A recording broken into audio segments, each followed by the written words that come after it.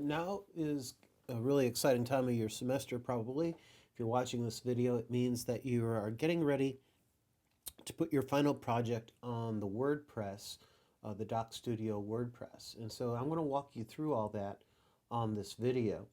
The first thing you're going to need, of course, is a username for WordPress. This isn't going to cost you anything, and I'm here on the WordPress website. Um, you'll notice if you go to wordpress.com and you click on plans and pricing, what I want you to do is to get a free plan. Do not pay to do this. You don't need to spend $4 a month or anything like that. You can if you want to go and become a blogger or something like that. Maybe you'll start a big internet business. That's great. But for this class, you don't need to spend a nickel. All you really need to do is create an account where you can go and get an ability to log in. So you'll need a username and a password. So I'm going to go ahead and log in using my login credentials. Password. All right. So when you log in, you will have been added. When you send me your username in Canvas, I'll go ahead and add you as a person who can add posts to the Documentary and Oral History Studio site, which you can see here. And so you will be one of many people that have added contributions to the docstudio.org website. Now, so once you're set up with your WordPress username and you've logged in, you're ready to start adding a new post. So the first thing you're going to do is you'll notice over here in the side menu, there's this menu called Site menu item. You click on it. You've got pages, posts, media, comments, and feedback. Well, we want to go to posts. All right. So now this is showing all the posts that I personally have published on this site. There's only 30 of them. If I click on everyone, there are 178 posts by all kinds of people, your fellow students. And so just to show you, kind of navigate around me versus everyone. All right, and I'll click back to me. Also, there's published, and then there are drafts. And then here are a few things that I never published or I unpublished, and I went ahead and put them up there. And then scheduled, so if you want something to publish at a specific time, much like a tweet, you can schedule a tweet, you can schedule a blog post. All right, so we're going to be working in this drafts menu because you will not, in fact, be pushing the publish button. I will be doing that as the final editorial control on your post. But so you'll be finding when you log in, if you go over here to posts, you'll go over, you want to be on the U tab, and you'll go over here to drafts, and this is where you will find your draft posts. If you're working on it and don't do it all in one sitting, which you probably won't. All right, so we're ready to start getting posting. All right, we're going to go over here and go add new post. All right. All right. So this brings up our composing menu. There are a lot of little options here and so forth, but I don't want you to get too worried about all the many options in WordPress. Actually, once you kind of get your feet wet, you'll notice it's really pretty easy to use. But what I'm going to do is walk you through the first 5 things that you're going to need to do for your post. So the first thing I want you to do is go ahead, and I want to give your post a title. So the next step after setting up your getting your WordPress account, you're going to click on your add post, and you're going to start adding your text. All right, so really easy. We're going to give a title. All right, so I am just gonna, I'm posting something from, I'm using some text for this example, and I'm gonna go, so I was able to interview last February these 2 African American nuns who were the first to undergraduates of color to graduate from Loyola University in 1963. It was a really great experience. I'm just going to put a little bit of this stuff in here just so you can see what we're doing. You'll notice once I put a title in there, if I want to go ahead and click on Save Draft and say I want to go back to my WordPress menu, I can go Currently Editing. It's telling me that's the title of my post right now. I look back at posts and I notice that drafts, I've got a new draft over here. A few seconds ago, Sister Agnes Marie, Here's God's Call. Well, I'll go ahead and click on that. All right. So I've named my post by putting on a title.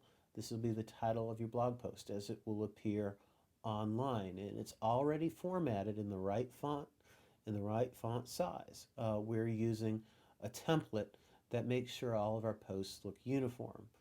This isn't really a place for doing very unique typography or layouts. These posts are part of a broader format or template, and that's on purpose. All right. So if you've never used WordPress, you'll notice that it puts everything's based on the block format. So every paragraph, every image, every YouTube video, every embedded media item is a block. And so you go and you start writing a block. It says, oh, okay, I could type this now if I go and, right, I type a paragraph and I said, right, these are being treated as two unique blocks, right? If I want to go and format this paragraph, I can go ahead and I want the whole thing to be aligned center. It's a paragraph, right? This is how you do all that. So these are paragraphs on their own right. If I want to go and delete this paragraph, remove block. All right, I'm going to go ahead and you've already typed up your text in Google Docs per the assignment. We're going to go ahead and just paste in the text of your post. No images. We're not going to worry about, making it look pretty just yet. We're going to go ahead and in this case, I'm going to just go, all right. So I'm going to go ahead and pick some text from here. And I think I'm going to go ahead and start here and just pick a few paragraphs of this text. Let's say this was, right, I'm going to copy that, put that on my clipboard, and go to my post. Now when I go ahead and paste that in here, it's going to make a block for each of the paragraphs that I pasted in, right? So these blocks are already made. If you had used Microsoft Word or Pages, this would be all screwed up. One of the things that's really good about using Google Docs for this is that you can cut and paste between the documents and it doesn't mess up the formatting of the WordPress or carry over a bunch of extraneous HTML markup that messes up the way it looks. Everything pastes in very seamlessly from Google Docs, right? So you can do all kinds of really interesting formatting with these blocks. I'm not showing you how to do that right now because I want everybody to go and focus on getting a good, solid, basic post put in before they go ahead and do fancy things. All right, so we've got the text of our posts in. That was super easy. But if, say you have footnotes, and in this case, I have a couple of footnotes. I've got one in that selection, so it's right here. Unfortunately, the footnotes do not pass into the post, so I'm going to have to go ahead and put that in manually. So where I go over here, I'm going to go ahead and put in one. I'm going to go and format that. This is what I want. Superscript, right? So we'll put in our superscript 1. Again, just over here, if you don't see it on the menu here for boldface or putting in a hyperlink, use the down caret. I was actually searching for that for a little bit, and I put in superscript. What you're going to end up doing is creating another block at the end for your footnotes. And so I'm going to go back to my document. I'm going to go ahead and copy this, copy it, go to my post. I'm going to paste that in there. I'm going to put in a number. You notice it automatically wants to format these in a hanging indent. The other thing I'm going to do, so if this was a series of footnotes, right, it would automatically number them as I paste them in, and then they'd correspond to the footnote superscript numbers that you put in your document. Another thing I'm going to do is I'm going to put in here notes. And if you want to do this, you can just you can select it, boldface it. So we now have our notes. All right, so at this point, we've managed to go ahead. We've titled our post. We've pasted in our text. I've added the footnote in from my document. So I've gotten all the text I need out of this document. I don't need it anymore. I'm going to go ahead and go over here to my post. So the next thing you want to do is, since you've added your text, every post needs a featured image. All right.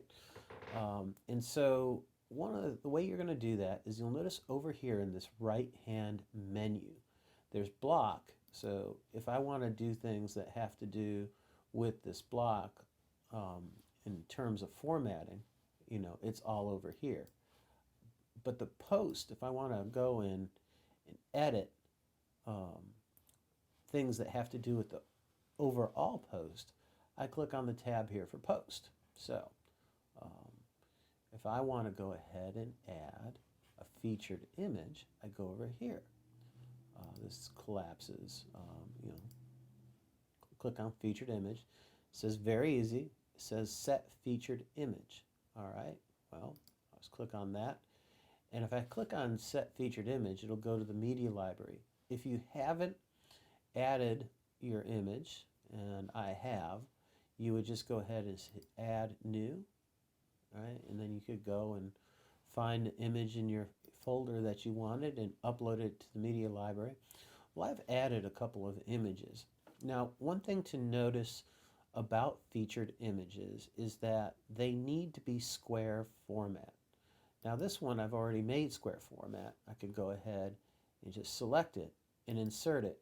And honestly, if you're going to use a square image, if you have an ability to crop an image outside of WordPress, go ahead and do that because it's a pain in the butt to do it. But here, let me show you how you can do it here right in WordPress. Say I wanted to use this image instead. Now, if I want to look at that image, I can edit it, right? Oh, that's not a square image. So let's go ahead and edit the image. All right. You notice I can crop it and I can select square. And then, of course, then I need to go and position it so that this is not very good because, of course, I've cropped their feet, which I don't like in photography. I'm not going to use this image. I'm just doing this for the sake of showing you this. So when I'm done with that, I can go done. And of course, I can undo it. Now, one thing you notice, the image is slightly grayed and insert is not listed here, right? It's going to take it a few seconds for it to go and be ready to insert. See, now there it is. The image is in its full color and the insert button has been highlighted. You can go ahead and add a caption in here. You can create alternate text. So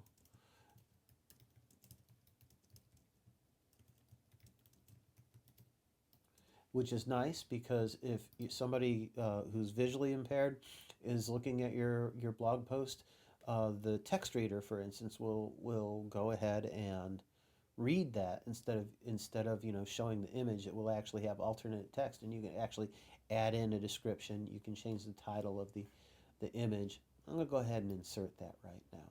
All right, so I've got a featured image set already. Now that's another step that we've done. We've added our title, we've put in our text, we've added our footnotes, we've put in a featured image. Now the next thing we need to do is go ahead and put in these categories. All right, so depending on what class you're in, these categories are going to be very dependent. If you're in my freshman seminar doing 1921 Carnival, I'm going to want you to uncheck uncategorized, check 1921. It's a digital humanities project, and it's a Mardi Gras post. right? And those will be the categories that you're going to check. We use categories so we can find these posts later. It gives us a way to organize the over almost 200 posts that are on this site already. And in this, every semester, there's a growing number of posts on this site, and this helps us find them. So once you've gone and you've added your categories, you've actually done all the basics of putting your post up on WordPress. Of course, some of you are going to want to add more images, and this is very easy to do. The way you add an image, say I wanted to put an image between these paragraphs. I click on Add Block, right? Well, I don't see what I want. Well, I have an image here, and it'll show the most recent ones you used. But if you don't see the image or the item type that you want to add here, you can go up here to Add Block. And it will give you an enormous amount of options for adding. You'll notice with images, you can put in just an image, a plain image, which is what I am encouraging you to do. But you can also do a tiled gallery, do a slideshow, the image compare, you can do a collage. There are all sorts of things you can do. But we're just going to go ahead and put in a plain old image. Now, you can upload an image. You can actually just drag a file to it if you want. Right, so if I were going to do this, I wanted to drag an image over here, I could. Um, or you can click Upload, or you can select an image from your media library. So either way, we'll go ahead and I'll select an image from my media library since I have one there. Select that one, insert it. And of course, you notice down below there's a caption. We put it in here. This is a great place if you have a credit, a photo credit. This is the place to edit. So I'm going to put it in here. Right, put in your photo credit. If it's a historical photograph, this is the place to put in your citation. Right. If you want to go ahead and add in a movie, this is really, really easy to do. Maybe I want to add one in here. You can click on video, right? Or you could use this format. You could embed it as, say it's a YouTube video. You can embed it as a YouTube video. So I'm just going to use the add a video. I'm going to insert from a URL.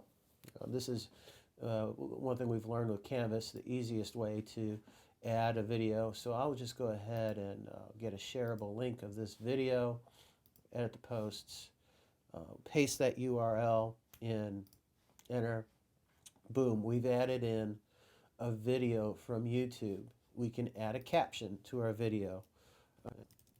So as you can see, it's really, really easy to add media of all kinds. If you have a PDF file that you want to add, right? So you want to select File. We'll go ahead and select File, Media Type. Right here, File, all right?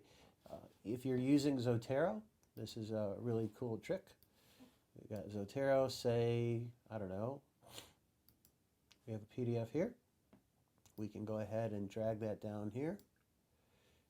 It's just uploaded it, and then you can go ahead and you can add the title of whatever it is you want to call it.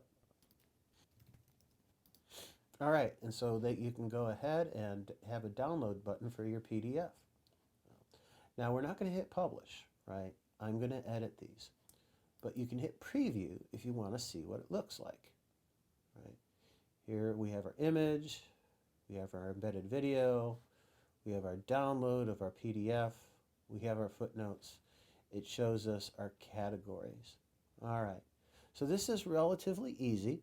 I'm going to have a list of this checklist of everything that I've gone over in this video on Canvas that you can follow along with text, because I know not everybody likes to watch the video or wants to watch the video more than once, but I think seeing how this works on the video does help you figure out how to do it a little bit better. Anyway, that is my video.